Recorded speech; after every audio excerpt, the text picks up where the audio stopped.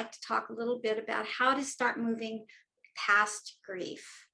Um, Irene, do you have some thoughts about what has helped you in your journey? As this is I should have introduced you earlier. This is my friend Irene, who had her own journey through grief and loss and divorce. So Irene, as you began to walk through that process, what did you find was helpful?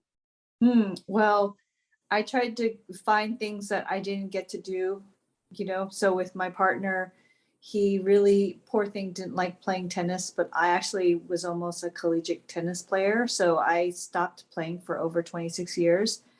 I heard that pickleball was a lot of fun. And I went to a neighboring town that started up a pickleball group.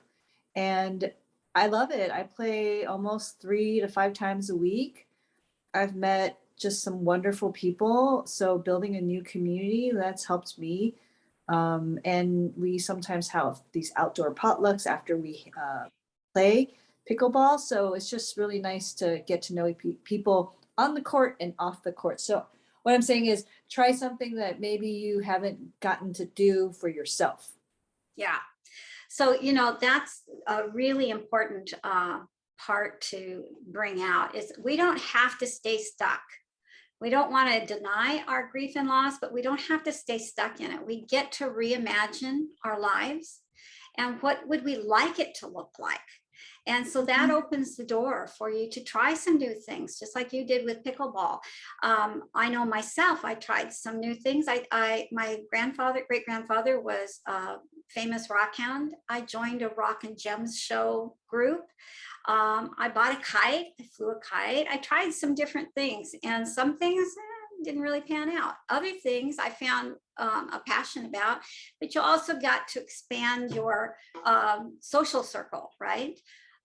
You were able to meet some new people, have some common interests. Another part of that I'm hearing is the physical movement and how much that can help. Was that your experience? Yeah, just getting outside, getting fresh air really helps. I mean, it's cold now, but you just bundle up and, you go out there and wear a hat.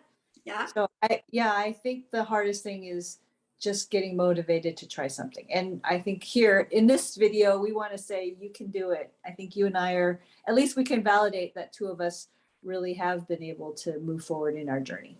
Yes. And the heaviness of going through something like this, it tends to encourage us to be lethargic. Like, I don't want to go out and do anything. I don't want to be active. I don't want to exercise. I don't want to meet new people. But truly, that is part of the way out. As you try some of these new things, you expand your circle, you meet some people that you might not have known before, you try some new things. It helps to move you out of where you were. And so then you start to find some things to look forward to, some things that are different. We don't give up the people that we love and activities that are serving us, but oftentimes some of those things aren't serving us any longer. And so we get to start adding some new things in to look forward to. It's also important to begin looking outwardly, because we've been sitting with our pain for whatever length of time. But at some point, we get to start looking outward and reaching out, giving out, being generous. And I know it doesn't sound like it, but that's part of what really heals us and helps us to start expanding our life and moving into something that is really fulfilling. So did you have anything else that you'd like to offer on that? Giving is very important. I've actually started helping out my elderly neighbors, sometimes grocery shopping, because I don't want them to go out for, during this COVID time, the variants. So definitely helping your own community, helping others, being generous that way, I think warms your heart and soothes it. Yeah, very good point. The other thing I was going to say is it's another way of actually getting to know yourself.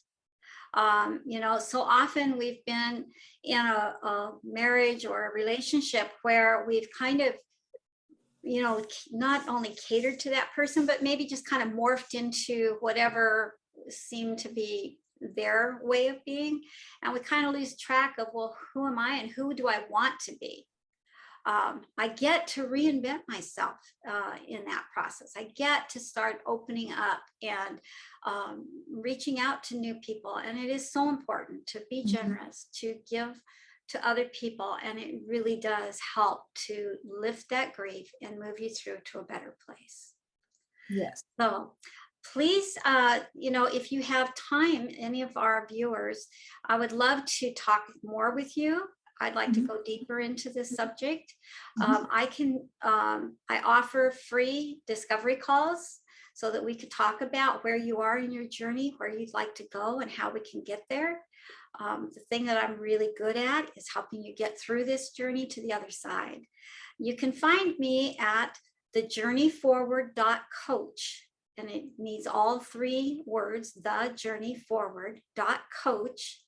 And on there, use the contact us page and fill out your information. You can download my free gift of 12 self-care tips. And also, I will be able to then get in touch with you to schedule that 15-minute call. So please reach out, and I would be so blessed to be able to talk with you. Thanks, Pam. Thank you.